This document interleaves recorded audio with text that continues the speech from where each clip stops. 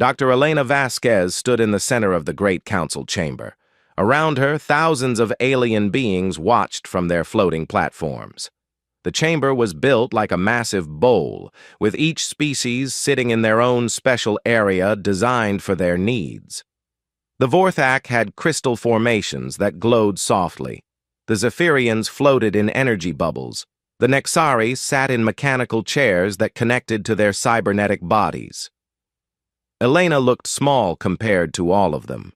She was just one human in a room full of creatures that had ruled the galaxy for thousands of years, but she stood straight and calm, her hands folded behind her back.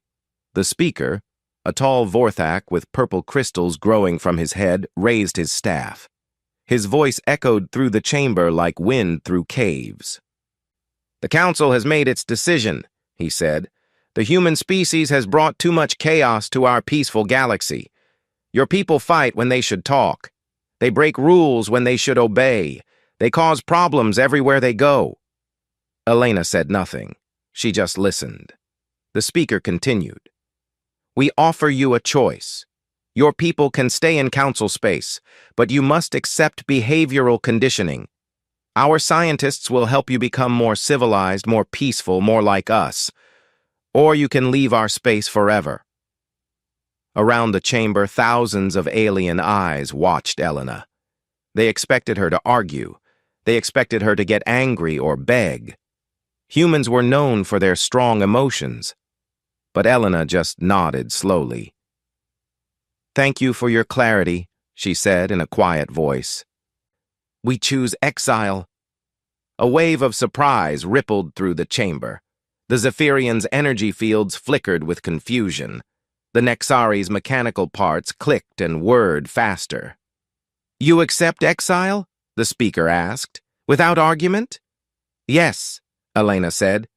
"We request 6 months to evacuate all human settlements from council space. We will leave peacefully." The speaker looked at the other council members. They had expected a fight. They had prepared for human anger and threats. This calm acceptance confused them. "6 months is granted," the speaker said finally. Elena bowed slightly. "Thank you. We will not trouble you again." She turned and walked toward the exit. Her footsteps echoed in the silent chamber. Behind her, alien voices began to whisper. They had expected drama, but instead they got quiet dignity. The evacuation began the next day. Human ships appeared at every human settlement in council space. These were not the fast warships that other species knew. These were huge transport vessels, cargo ships, and construction platforms. The humans had built them in secret over the past year. On the agricultural world of Green Haven, human farmers worked day and night. They did not just pack their belongings, they carefully dug up entire gardens, preserving the earth soil they had brought with them. They dismantled their irrigation systems piece by piece. They even took the bacteria from their compost piles. The Nexari observers watched in confusion as humans loaded transport ships with dirt. "Why do they take soil?" asked Observer Unit 7743. "They can find dirt on any planet." A human farmer heard the question. She smiled and held up a handful of dark earth. "This is not just dirt," she said. "This soil has earth bacteria, earth minerals, earth life. Without it, our plants will not grow the same way." The Nexari did not understand, but they watched as every grain of human soil was carefully packed and labeled. On the research station orbiting Kepler 442b, human scientists worked with their alien colleagues to transfer decades of research. Dr. Sarah Chen sat with researcher Crystal Thax, a Vorthak scientist she had worked with for 10 years. "I do not understand," Thax said, his crystals glowing with sadness. "We work well together. Why must you leave?" Sarah packed the last of her data crystals. "Because our chaos makes them nervous," she said. "They want a quiet galaxy." "But your chaos helps us think of new ideas," Thax said. "When you suggest crazy experiments, sometimes they work."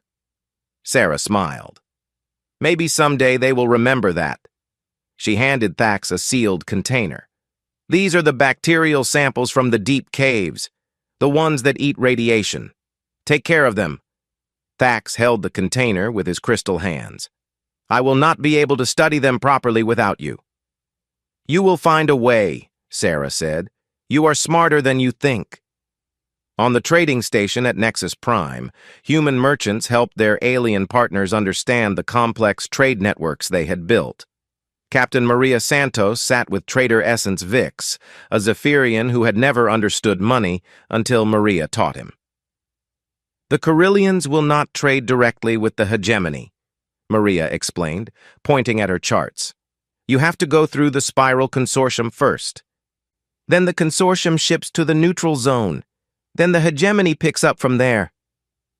Vix's energy field pulsed with worry. This is too complicated. How do you remember all these connections? Maria laughed. You just have to think like people, not like systems.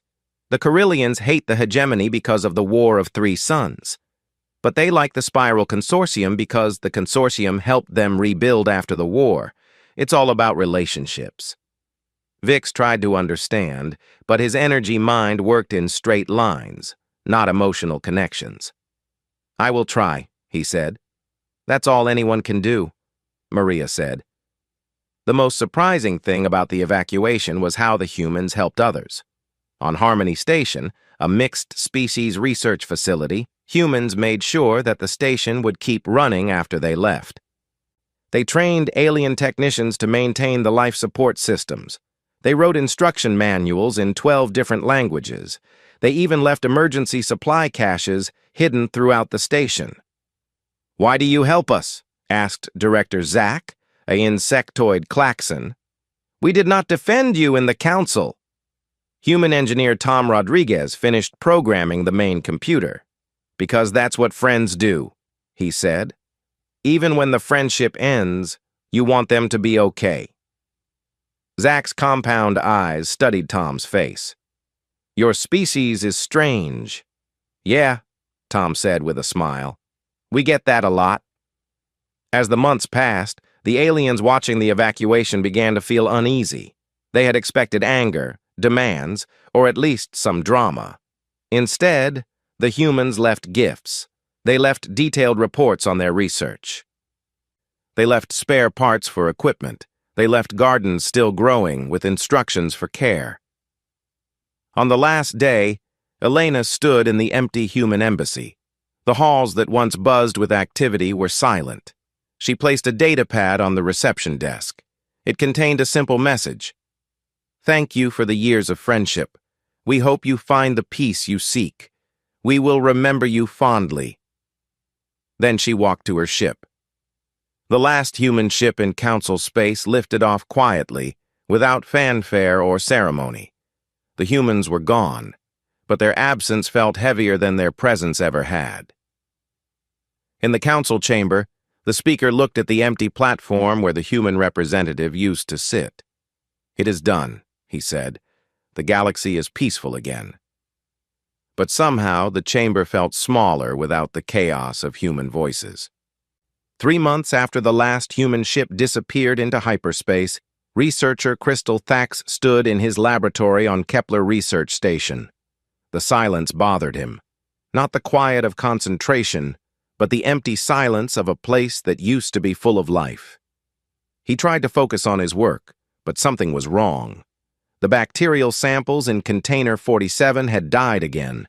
These were the 5th generation of radiation-eating bacteria he had tried to grow since Dr. Sarah Chen left.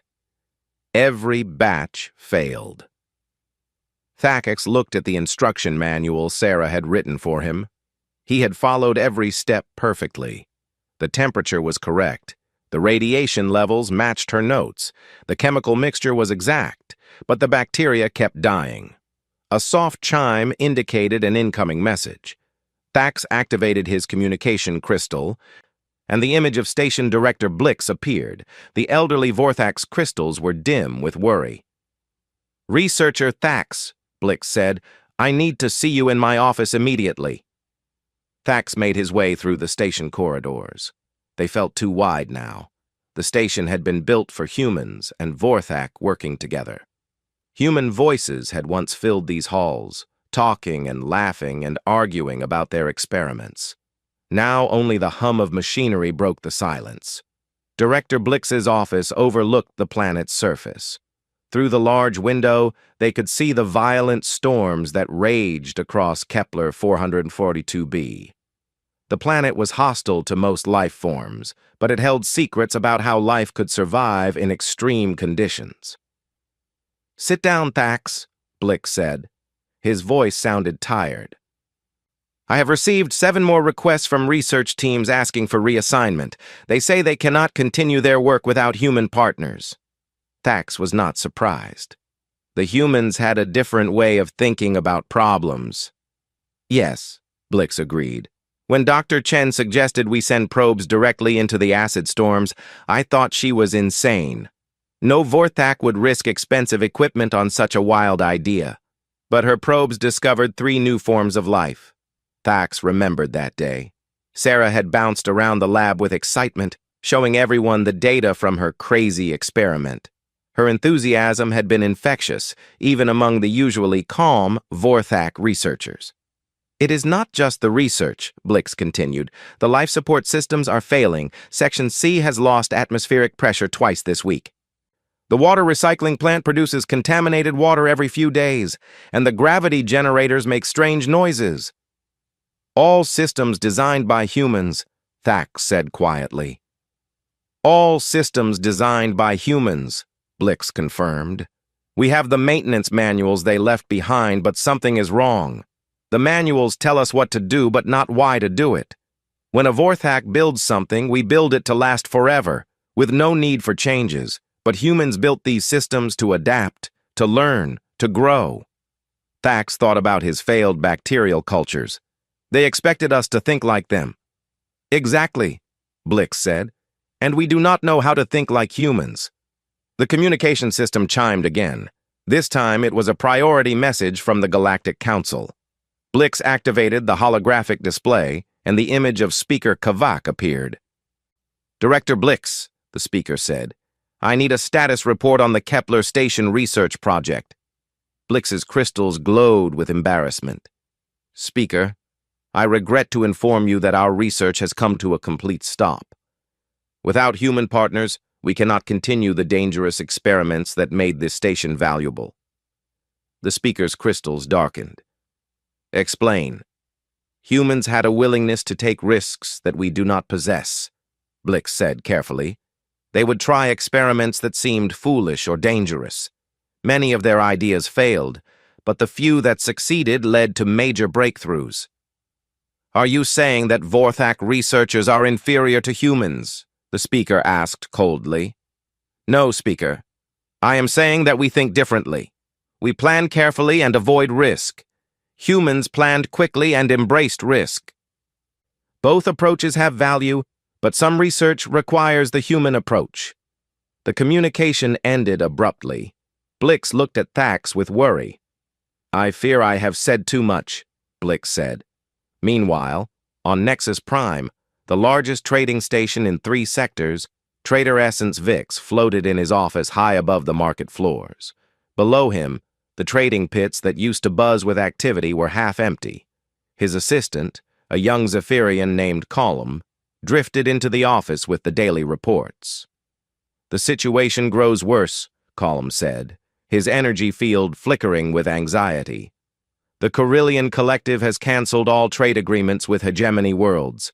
They refuse to explain why, but they demand to speak only with human intermediaries." Vix felt his energy form pulse with frustration.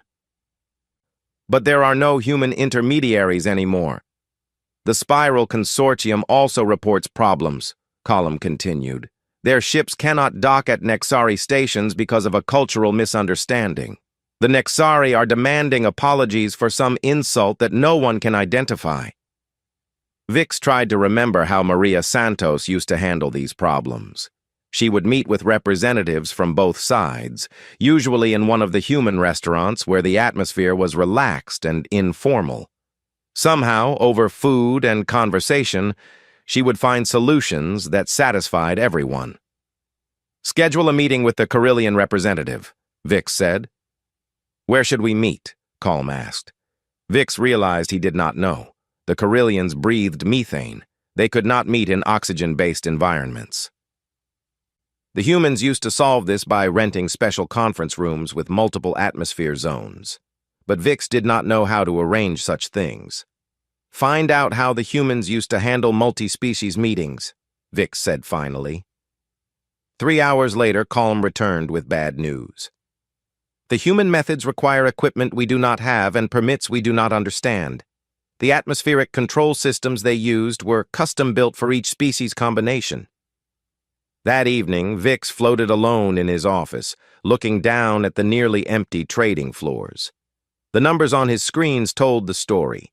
Trade volume had dropped by 60% since the human evacuation. Profit margins were failing. Several major trading houses were preparing to leave Nexus Prime for stations that still had human traders. In the Zephyrian Council Chamber of Deep Thoughts, the Council of Minds faced an unprecedented crisis. These beings of pure energy spent most of their time in deep meditation, exploring the philosophical questions of existence. For thousands of years, their mental harmony had been perfect, but now something was wrong. Elder Mind Quasar floated at the center of the great meditation sphere, trying to lead the daily contemplation ritual. Around him, 50 other Zephyrian minds joined in perfect unity as they had done for centuries. But the meditation felt empty, hollow. Where once their shared thoughts had created beautiful patterns of meaning, now there was only sterile perfection. "The resonance is wrong," whispered Mindsinger Prism. "Our thoughts echo back unchanged." Quasar tried to focus deeper, but he could not shake the feeling that something was missing. In the past, human presence in the galaxy had somehow enriched their meditations. Human emotions, chaotic and unpredictable, had added unexpected harmonies to Zephyrian thought songs. "Perhaps," said Mind Dancer Nova, "we have become too perfect." The thought shocked the council. Perfection was their goal, their highest achievement. "Explain," Quasar said. "The humans were imperfect," Nova said carefully. "Their thoughts were messy, emotional, contradictory. But when we touched their minds during diplomatic contacts, our meditations became more interesting." Quasar remembered those days. Human delegates would visit the council chamber, and their presence would somehow make the Zephyrian meditations more complex, more beautiful. The humans never knew they were having this effect. "Without them," Nova continued, "our thoughts move in perfect circles. There is no chaos to spark new ideas." It was a troubling realization. The Zephyrians had achieved perfect mental harmony, but at the cost of growth and creativity. On the Nexari homeworld, Prime Node Designation Alpha 7 faced a different but related problem. The massive computer network that connected all Nexari minds was developing errors. Small glitches at first, but they were spreading. The problem seemed to be with the artificial intelligence systems that helped Nexari consciousness function. These AIs were becoming rigid, unable to process unexpected situations. Alpha 7 ran diagnostic after diagnostic, but could not find the source of the problem. Finally, a junior technician made a disturbing discovery. "Prime Node," the technician reported. "The AIs were trained using data from multi-species interactions. Much of this training data came from human behavioral patterns." "Explain the relevance," Alpha 7 commanded. "Human thinking patterns taught our AIs how to handle chaos and unpredictability. Without new human data, our AIs are reverting to purely logical responses. They cannot adapt to novel situations." Alpha 7 processed this information. The Nexari had always prided themselves on their logical perfection, but apparently a small amount of human illogic had been essential for their systems to function properly. Across Council space, similar reports began to arrive. Research stations going offline, trade networks collapsing, diplomatic missions failing, cultural misunderstandings escalating into conflicts. The galaxy that had seemed so much more peaceful without human chaos was beginning to fall apart. In the council chamber, Speaker Kavak called an emergency session. Representatives from dozens of species gathered to discuss the growing crisis. "The situation is unacceptable," Kavak announced. "The removal of one primitive species should not cause such disruption to our advanced civilization." But even as he spoke, Kavak knew the truth that none of them wanted to admit. The humans had not been as primitive as they thought. 6 months had passed since the human ships vanished into the dark between stars. In the great library of Andromache, Keeper-Scholar Ven moved through corridors that had once echoed with human voices, asking impossible questions. The great library was the pride of galactic civilization. Built into a massive asteroid, it contained knowledge from 1,000 worlds spanning millions of years. Every species contributed their greatest discoveries to its vast databases. Ven stopped in front of the Unsolved Mysteries archive. Behind force fields sat artifacts and data files that had puzzled scholars for centuries. Most had been there for so long that people stopped trying to solve them. "Status report on Project Deep Script," Ven called to his assistant. Junior Scholar Kef approached with a data tablet. "No progress, Keeper. The ancient language fragments from the predecessor ruins remain untranslated. The human linguistic team had made significant progress before they left," Ven finished. He looked at the crystal tablets covered in strange symbols. Dr.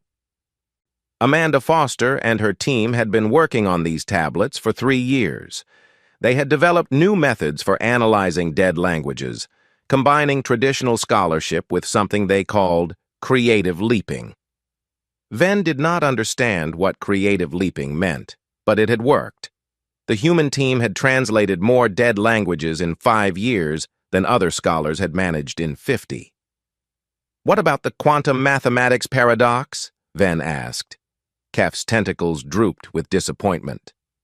"Also stalled. Professor Zhang's theoretical framework required what he called mathematical imagination. Our scholars cannot replicate his approach." Ven walked to the mathematics section. On display was Professor Zhang's final equation, left unfinished on a holographic board. Zhang had been trying to prove that mathematics itself was alive, that numbers had consciousness. Other scholars had called it impossible nonsense. But Zhang's impossible equations had led to breakthrough after breakthrough. His mathematical models had revolutionized everything from faster-than-light travel to quantum computing. "Sir," Kef said quietly, "we have received formal requests from 17 research institutions asking us to solve their problems. They all say the same thing. Without human researchers, they cannot make progress on any innovative projects." Ven felt a chill that had nothing to do with the library's climate control. 17 requests in 1 month? 18, actually. The Crystalline Academy just sent another message an hour ago. In the Outer Rim territories, Admiral Zix of the patrol fleet faced a crisis that kept him awake through 3 sleep cycles. Pirates had attacked 7 merchant convoys in 2 weeks. This was more than they usually saw in a year. The pirates were not stronger or better armed than before, but they were using tactics that made no sense. They attacked heavily defended convoys while ignoring easy targets. They stole worthless cargo while leaving valuable goods behind. They struck in patterns that seemed random but somehow always caught the patrol fleet in the wrong position. Admiral Zix stood on the bridge of his flagship, studying holographic displays of the latest attack. His tactical officers, all highly trained members of various species, could not explain what they were seeing. "The pirates should not be this successful," said Commander Krill, a logical Nexari officer. "Our defensive patterns are mathematically optimal. There is no rational reason for our failures." "That is the problem," said Colonel Brint, a veteran Vorthak Marine. "The pirates are not being rational." Zix remembered the human officers who used to serve in the patrol fleet. Captain Rodriguez had always said that the best way to fight pirates was to think like a pirate. She would study their personal histories, their psychological profiles, even their favorite foods. Other officers thought she was wasting time, but her task force had the best anti-piracy record in the fleet. "Sir," reported Communications Officer Trilk, "we just received word of another attack, this time on the merchant vessel Peaceful Prosperity." Zix looked at the star charts. The Peaceful Prosperity was traveling through one of the safest shipping lanes in Council space. It made no sense for pirates to attack there. "Deploy Squadron 5 to intercept," he ordered. "Sir," Commander Krill said hesitantly, "Squadron 5 is positioned optimally to guard the Nexus shipping lanes. Moving them would leave a gap in our coverage." Zix stared at the tactical display. Every position was mathematically perfect. Every patrol route was optimally efficient. But somehow, the pirates always found the gaps. "The humans used to call it intuition," Colonel Brint said quietly. "They could sense patterns that our computers could not calculate." Meanwhile, on the pleasure world of Euphoria 7, Director Lash watched his multi-billion credit resort empire crumble in real time. Euphoria 7 had been the premier vacation destination for 30 species. The humans had designed it as a place where any being could enjoy themselves, no matter how different their biology or culture. The resort had beaches with 7 different atmospheric compositions. It had entertainment complexes that could accommodate silicon-based and carbon-based life forms simultaneously. It had restaurants serving everything from liquid methane to crystallized light energy. But now, 2/3 of the resort was empty.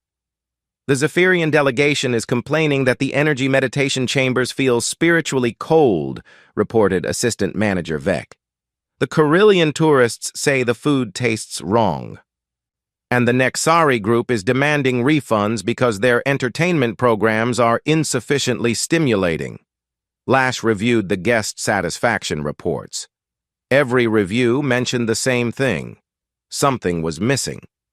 The humans had been more than employees at Euphoria 7. They had been cultural bridges. A human tour guide could explain Vorthak crystal gardens to visiting Zephyrians. A human chef could modify Nexari nutritional supplements to appeal to Carillion taste preferences. A human entertainer could make jokes that every species found funny.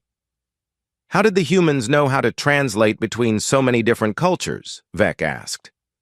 Lash did not have an answer. The humans had never explained it. They just seemed to understand everyone. In a remote sector near the galactic edge, explorer ship Harmony's Light made first contact with a new species. It should have been a moment of celebration. Instead, it became a disaster. The new species called themselves the Architects. They built their cities from living crystal that grew in beautiful geometric patterns. Captain Vorthak Blen followed all the standard first contact protocols. He transmitted peaceful greetings in 17 languages. He shared basic mathematical concepts to establish communication. He offered gifts of art and science. The Architects responded by attacking. The battle was brief but vicious. The Harmony's Light barely escaped with half its crew dead, and its hull cracked open in 3 places. Back at Council headquarters, analysts tried to understand what went wrong. The first contact procedures had been developed over centuries. They had worked with dozens of species. "The mathematical concepts we transmitted may have been interpreted as a challenge," suggested one analyst. "Or perhaps our gifts were seen as attempts to establish dominance," said another. Senior analyst Krex, an elderly Nexari who had been present at many first contact missions, studied the recordings of the encounter. "In the past," he said slowly, "humans often led first contact missions. They had a talent for reading emotional responses across species barriers." The room fell silent. Everyone remembered how Dr. Vasquez had made first contact with the Spiral Consortium. She had somehow sensed that the consortium species communicated through scent rather than sound, even though their translator systems were working perfectly. Her insight had prevented a war. "Are you suggesting," asked another analyst. That we cannot make peaceful first contact without human assistance? Krex's mechanical parts clicked softly. I am suggesting that we may have lost an ability we did not know we possessed.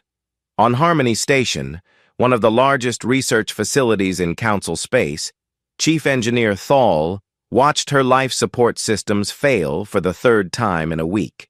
The station housed researchers from 12 different species, each requiring different atmospheric, gravitational, and nutritional needs. The systems had been designed by human engineers working with alien specialists. They were incredibly complex, with thousands of interconnected subsystems that adjusted automatically to changing conditions. The atmospheric recycler in Section 7 is producing toxic gas again, reported Maintenance Chief Grok. The artificial gravity in Section 12 keeps fluctuating, and the water purification system is somehow producing mud instead of water. Thal looked at the human-written maintenance manuals. They contained precise instructions for every repair procedure, but following the instructions exactly did not solve the problems. The humans built these systems to learn and adapt, Thal said, but we do not know how to teach them. Engineer Kyle, a young Vorthak who had worked closely with the human design team, raised a crystal hand. The humans always said that maintenance was more art than science. They would listen to the sounds the machines made, feel vibrations in the deck plating, even smell the air in different sections. That is not logical, protested Grok. No, Kyle agreed. But it worked. The humans could sense problems before our diagnostic systems detected them. As failures spread across Council space, emergency meetings were called. But the meetings themselves revealed another problem. Without human mediators, the different species found it impossible to agree on anything. The Vorthak insisted on careful, methodical analysis of each problem. The Zephyrians wanted to meditate on the spiritual meaning of the crisis. The Nexari demanded logical, data-driven solutions.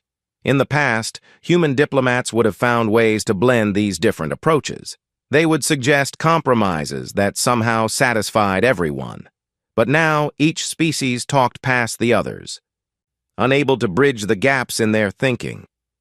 After one particularly frustrating emergency session, Speaker Kavak stood alone in the empty council chamber. He looked at the platform where human representatives used to sit, and for the first time he wondered if they had made a terrible mistake. The galaxy was more peaceful without humans. There were no more loud arguments in council sessions, no more irrational proposals that violated established procedures, no more chaos. But somehow, without the chaos, nothing worked anymore. Outside the council building, the city that had once been the heart of galactic civilization felt strangely quiet. The streets that had buzzed with activity now seemed half-empty. The markets that had been famous for selling goods from 1,000 worlds now carried only basic necessities. In the distance, a ship lifted off from the spaceport. It was another trading vessel leaving for sectors that still had human populations. Soon, Kavak realized, there might be no one left at all. The peace they had sought was becoming a tomb of silence. 1 year after the exile, the Galactic Council made a decision that would have been unthinkable just months before. They needed to find the humans. The announcement came during an emergency session called after the third major shipping lane collapsed. Speaker Kavak stood before the assembled representatives, his crystal formations dim with exhaustion. The Council authorizes the formation of a joint task force, he said, his voice echoing through the half-empty chamber. Mission objective: locate human settlements and establish communication. Several representatives shifted uncomfortably. Councillor Vex of the Hegemony Worlds raised a metallic appendage. Are we admitting that we made an error in exiling them? Speaker Kavak's crystals flickered. We are admitting that the galaxy requires their unique abilities to function properly. Admiral Zix was chosen to lead the search operation.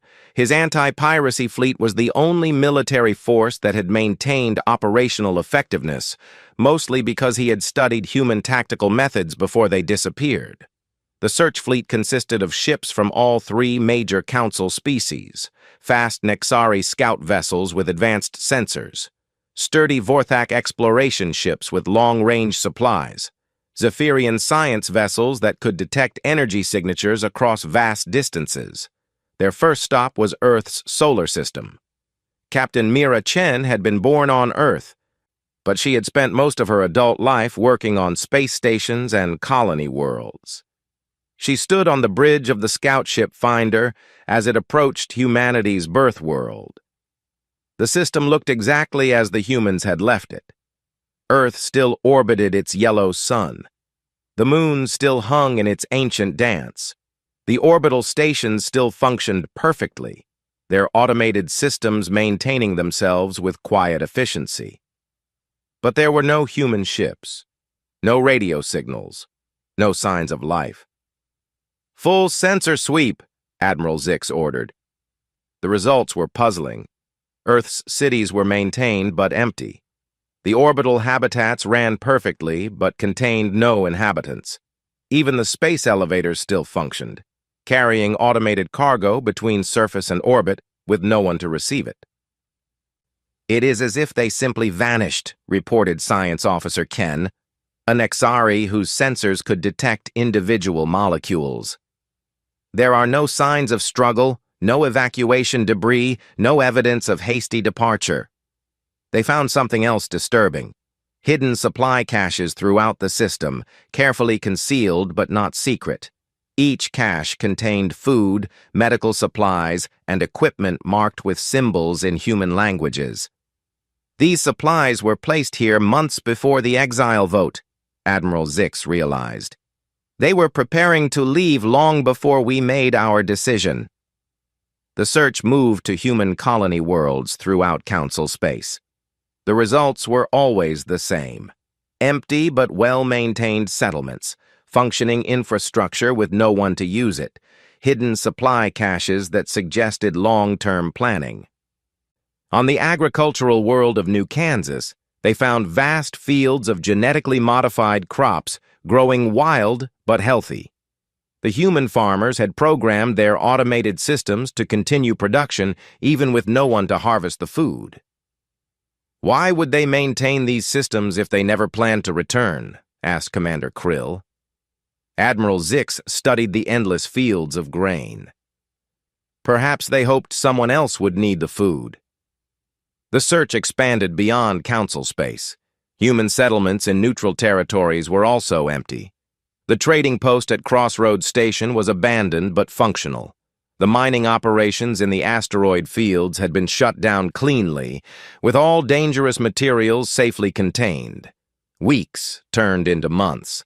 The task force followed every lead, investigated every rumor, traced every hyperspace signature that might indicate human passage. They found nothing. It was as if humanity had simply stepped out of the galaxy and closed the door behind them. Dr. Vell, the task force's chief scientist, studied the data from dozens of empty human settlements. As a Zephyrian, she could process vast amounts of information simultaneously, looking for patterns that other minds might miss.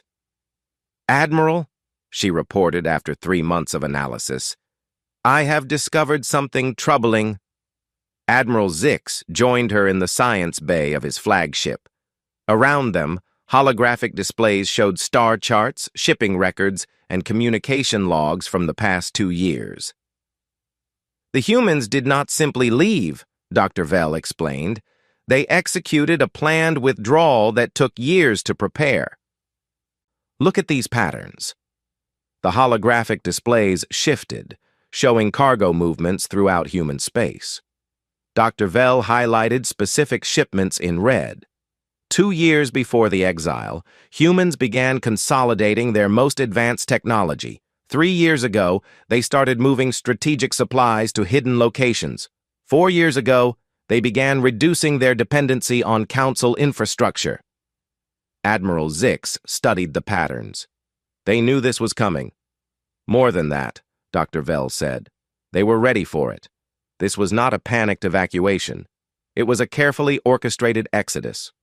But where did they go? Dr. Vell manipulated the star charts, zooming out to show the entire galaxy. That is the question that troubles me most.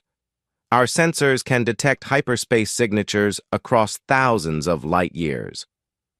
But every human ship simply vanished at the galactic edge. Admiral Zix looked at the edge of the galaxy, where stars became sparse and the dark between galaxies began. You think they left the galaxy entirely? It is the only explanation that fits the evidence. The search continued, but now they looked beyond the galactic rim. Long-range exploration ships pushed into the void between galaxies, following faint energy signatures and gravitational anomalies. It was dangerous work. The spaces between galaxies were mostly empty, with only scattered rogue stars and wandering planets. Ships could travel for months without finding anything but vacuum and darkness. But they found traces, residual hyperspace distortions that suggested massive fleet movements, gravitational echoes from large artificial structures, energy signatures that matched human technology. They built something out there, Admiral Zix told the Council via long-range communication. Something big. The breakthrough came from an unexpected source. While searching through the abandoned human embassy, a maintenance worker named Talk found a hidden compartment behind a decorative wall panel. Inside was a single data crystal and a handwritten note. The note was addressed to our galactic neighbors and signed by Dr. Elena Vasquez. It contained coordinates to a system in the void between galaxies and a simple message. If you are reading this, then our departure has caused the disruptions we predicted. We did not want to leave, but we understood your need for stability. We have built a new home where our chaos cannot disturb your peace. If you truly need our help, come to these coordinates. Come alone. Come unarmed. Come ready to listen. Admiral Zix read the message 3 times before calling an emergency council session. They expected this, he told the assembled representatives. They knew that exiling them would cause problems for us. They left us a way to find them, but only if we were desperate enough to look. Speaker Kavak's crystals glowed with a mixture of anger and admiration. They manipulated us. No, Admiral Zix said quietly. They knew us better than we knew ourselves. The debate that followed lasted for days. Some council members argued that reaching out to the humans would be admitting defeat. Others insisted that galactic civilization was more important than pride. Finally, Speaker Kavak called for a vote. The decision was unanimous. A small diplomatic mission would travel to the coordinates in the message. Admiral Zix volunteered to lead the mission personally. He selected a single ship, the diplomatic vessel Harmony Seeker, and a crew of just 12 volunteers from different species. As they prepared to leave council space, Admiral Zix stood on the bridge looking at the star charts. The coordinates in Elena's message pointed to a location far beyond the galactic edge, in the dark void where no stars shone. "Sir," asked Navigator Pix, "what do you think we will find there?" Admiral Zix thought about the past year. The failures, the chaos, the gradual collapse of everything they had thought was stable. He thought about the humans who had left so quietly, with dignity intact and no anger in their voices. "I think we will find that we made a mistake," he said. "The question is whether they will help us fix it." The Harmony Seeker engaged its hyperspace engines and leaped into the dark between galaxies. Behind them, the Milky Way continued its slow spiral through space, its billions of stars shining as they always had. But something was broken in that great wheel of light. The connections that held civilization together were fraying without the strange species that everyone had taken for granted. In the council chamber, Speaker Kavak stood alone, looking at the empty platform where human representatives had once sat. For the first time in his long life, he wondered if wisdom and chaos might be the same thing. The message from Dr. Vasquez sat on his desk, its simple words carrying a weight he had never expected. "Come ready to listen?"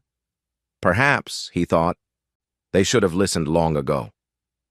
18 months after the human exodus, Admiral Zix stood on the bridge of the Harmony Seeker as it dropped out of hyperspace in the void between galaxies. What he saw there changed everything he thought he knew about humanity. A massive space station hung in the darkness, larger than anything the Council had ever built. It was not one structure, but thousands, connected by streams of light that pulsed like arteries.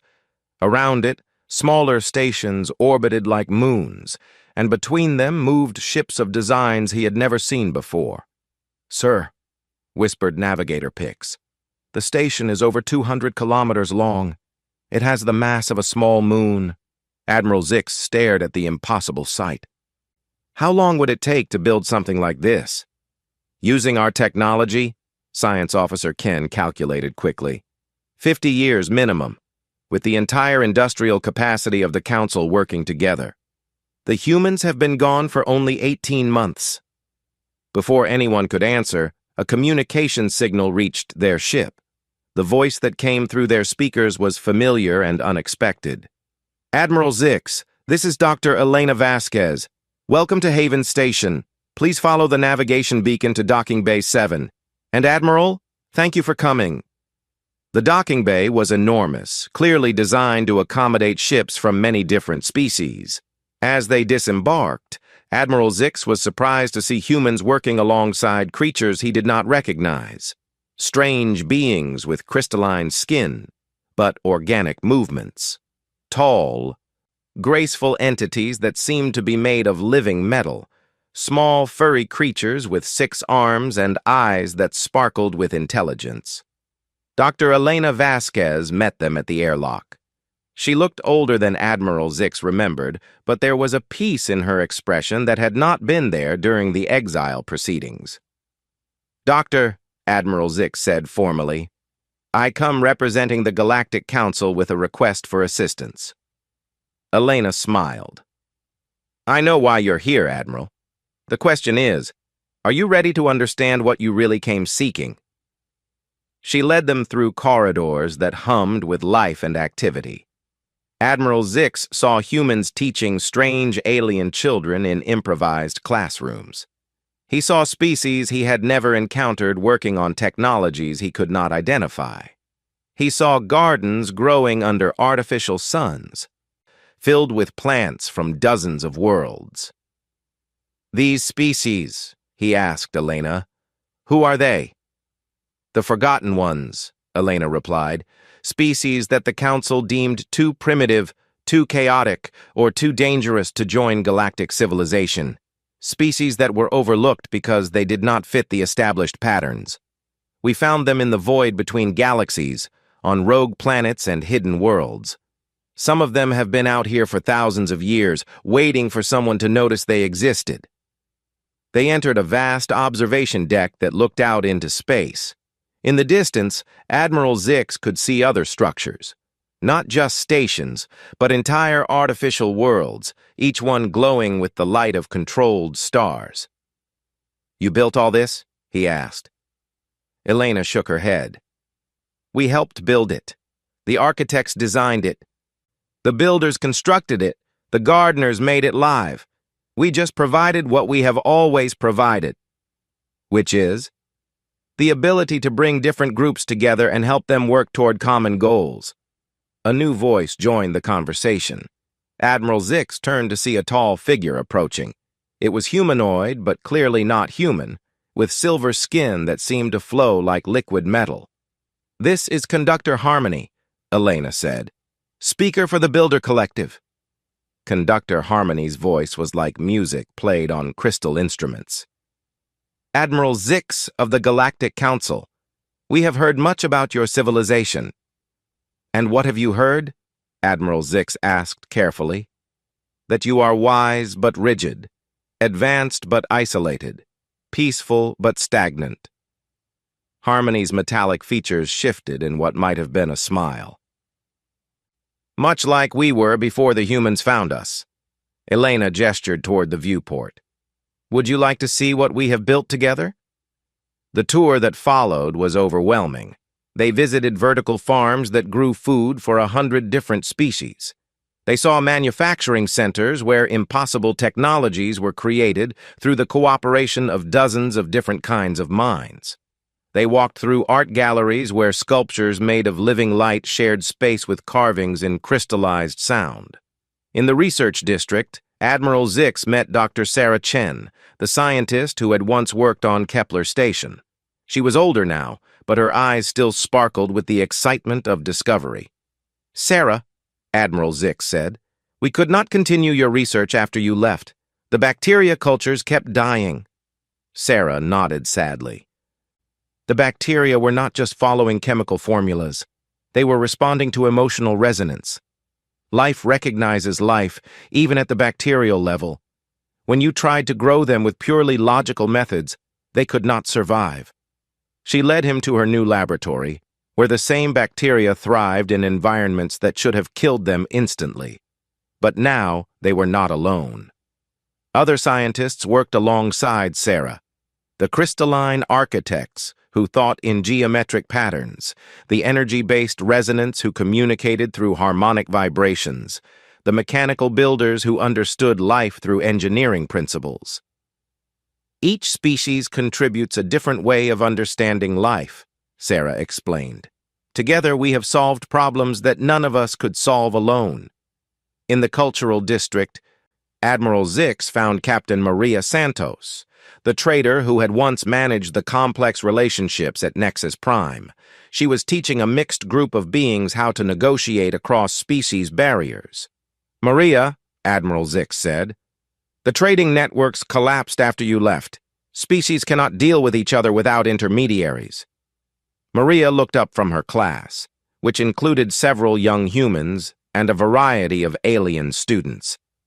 That's because each species only knows how to be themselves. They never learn to understand others. We're teaching a new generation to think in multiple ways. One of her students, a young creature with iridescent scales, spoke up. Translator Teacher Santos says that good trading is not about winning, but about making sure everyone gets what they really need. Even if they do not know what they really need, added another student, this one with crystalline skin like the architects. As the day continued, Admiral Zix began to understand the scope of what the humans had accomplished. They had not just built a new civilization in the void, they had created something unprecedented, a truly cooperative multi-species society. How many species live here? He asked Elena as they returned to the observation deck. Over 300, Elena replied.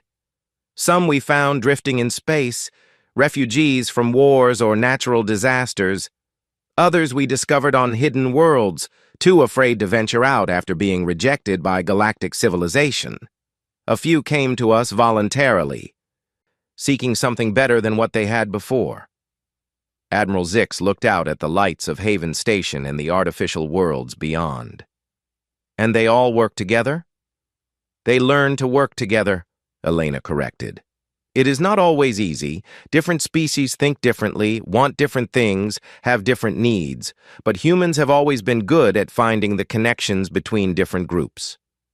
That evening, Admiral Zix attended what the humans called a community meeting. Representatives from dozens of species gathered in a vast amphitheater to discuss station business. Admiral Zix expected chaos, but what he saw was something else entirely. A dispute arose between the builders and the gardeners over resource allocation. The builders needed rare metals for construction projects. The gardeners needed the same metals for soil nutrients. In a council meeting, this would have led to hours of formal debate and procedural delays. Instead, a human mediator named James stood up. "Builder Chief Resonance," he said to a mechanical entity with glowing panels. "How much metal do you need? And when do you need it?" 17 tons of refined iridium within 30 standard days, Resonance replied in a voice like grinding gears. James turned to a plant-like being whose leaves rustled with each word. Gardner Prime photosynthesis, what do you need?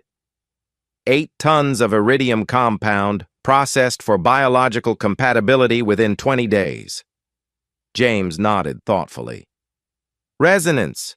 Could you use refined titanium for your construction if we could get it to you faster?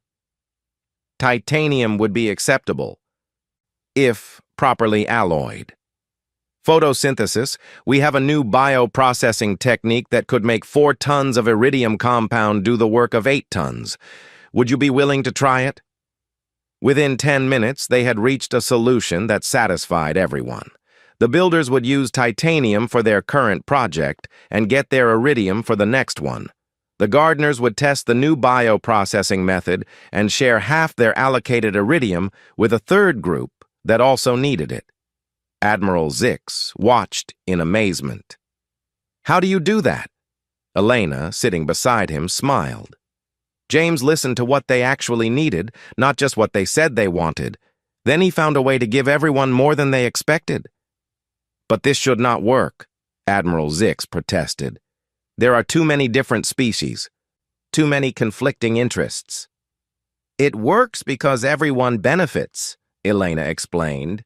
When species cooperate instead of compete, everyone gets more than they would alone.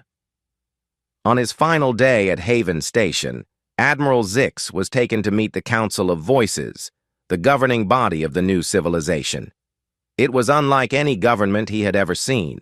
The council had no permanent members. Instead, representatives rotated based on expertise and need. When decisions involved medical issues, doctors and healers took the lead. For engineering problems, builders and technicians guided the discussion. For cultural disputes, artists and philosophers mediated. But who has final authority? Admiral Zix asked. No one, replied Conductor Harmony, and everyone. We have learned that the best decisions come when all voices are heard and all perspectives are considered. The current council was debating a request from a new refugee group, survivors from a war in a distant galaxy who had traveled for years to reach Haven. Their ships were damaged, their supplies exhausted, and they brought nothing but their knowledge and their willingness to work. In the Galactic Council, such a decision would have taken months of study, committee reviews, and formal procedures. Here, the debate lasted 2 hours and ended with unanimous approval. They need help, said the medical representative, a floating gas cloud entity. We have the resources to provide it. Their engineering knowledge could benefit our construction projects, added a mechanical being. More importantly, said the human representative, an elderly woman named Dr. Foster.